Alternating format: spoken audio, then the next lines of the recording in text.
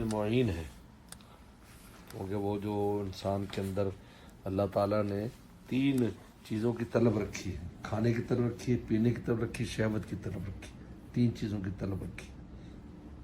لہٰذا اگر بروقت کھانا ملے گا، بروقت پانی ملے گا، بروقت آپ کو اپنے تقاضا پورے کرنے کا محل ملے گا، تو بس آپ کا تقوی آسان ہے.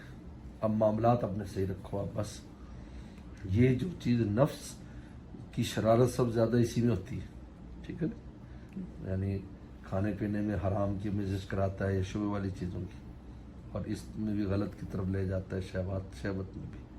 تو یہ تین تقاضے اس لیے فرمایا کہ بیوی سے جو حسن سلوک، اچھا سلوک ہو نا، بے محبت ہے آپس میں، تقوی میں بہت معین ہے، وہ بندہ آسانی سے متقی رہ سکتا ہے جو کہ گھر میں موجود ہے.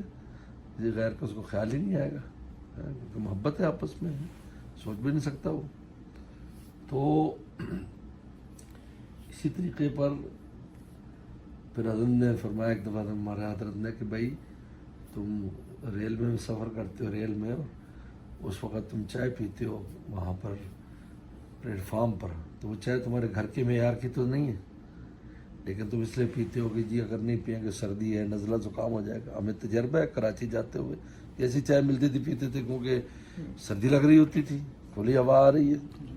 اکانومی کلاس میں تو ایئر کنڈیشن میں کہ یہ ایئر کنڈیشن ہے، وہ کہتے ہیں کیسے، میں کہ جو کنڈیشن ہے اس کے مطابق ایئر آ رہی ہے. ایئر کنڈیشن نام رکھا تھا کہ جیسی کنڈیشن ہے، گرم ہے تو گرم ہوا، ٹھنڈی ہے تو ٹھنڈی ہوا. تو اب وہ چائے سے کیا ہوگا، نزلہ زکام سے رک جاؤ گے. میرے شیخ فرماتے تھے بیوی جیسے بھی ہے اس کی وجہ سے تمہارے تقوی کو نزلہ نہیں ہوگا.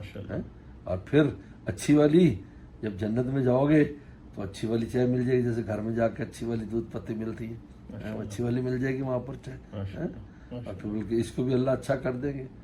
انا انشاءنا انشاء، ہم ان کو دوبارہ اٹھان بنائیں گے کہ ڈینٹنگ پینٹنگ کر کے اعلیٰ کر دیں گے، اس کو حوروں کی سردار بنا دیں گے. تم نے سلمہ رضی اللہ نے پوچھا کہ بیوی حوروں کی سردار کیوں ہوگی، جبکہ حوروں کے تو بہت فضائل ہیں اور یہ تو بیچاری دنیا میں. انہوں نے فرمایا ان کے پاس نہ نور نماز ہوگا، حوروں کے پاس نہ نور تقوی ہوگا، نہ نور حج ہوگا، نہ نور جو ہے وہ خدمت ہوگا، نہ نور قرآن ہوگا.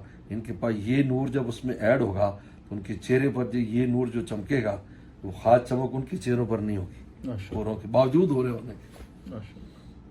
کبھی دیکھ ہی لو ہمارے ساتھ جو گھر والے آتے ہیں تو یہاں کیا کیا بیچاروں کو کیسے محنتیں مشقتیں کرنی ہوتی حج میں عمرے میں ہیں، تو اس کا نور کیسے ہی چلا جائے گا. وہ نور کی وجہ سے، اور وہاں قیمت نور کی ہے، جس کا جتنا نور ہے اتنا اس کا مقام اونچا ہے.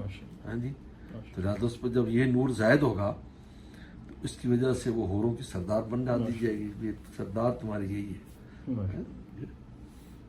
ہے. مولوی صاحب تقریر کر رہا تھا نا کہ ایک کمرے میں جائیں گے وہاں فلانی حور ملے گی، دوسرے فلانی حور، آخری کمرے میں جائیں گے تو وہاں پر اپنی بیوی بیٹھی ہوگی. تو ایک متدی کھڑا ہو گیا، بس اتنی حدیثی بیان کرنی تھی، نہ کیوں بیان کی.